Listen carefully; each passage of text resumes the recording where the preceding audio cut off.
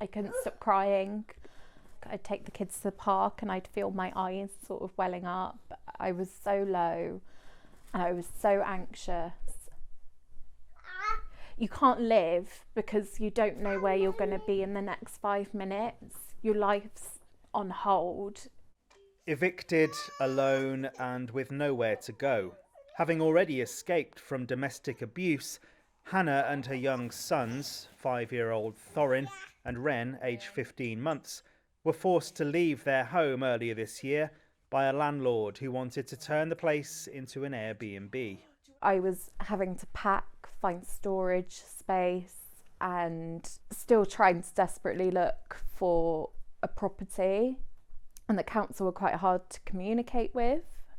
At first, the family were moved to this caravan park on the outskirts of Newquay. It was a roof over their heads, but it left Hannah feeling isolated, depressed and even more cut off. I don't drive, so it was a 2-mile walk to the closest bus stop and shop. We didn't have access to like pharmacies or doctors or anything without sort of walking those 2 miles. And we've been removed from all our family and friends, our support system. We're somewhere that's completely alien to us. The house they're in now is another temporary stopgap.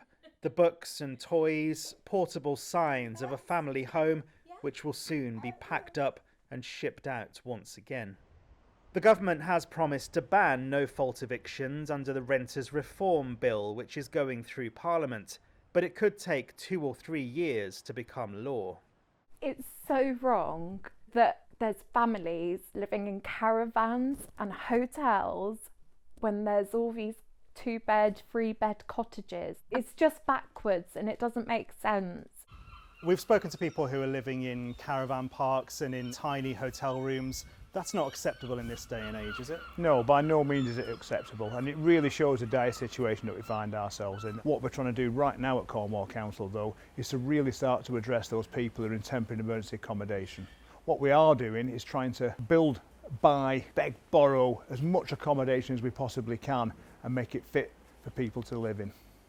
As the holiday season reaches its peak and Cornwall proudly shows off its good side, there's no doubt there are still many hidden problems. Sam Blackledge, ITV News.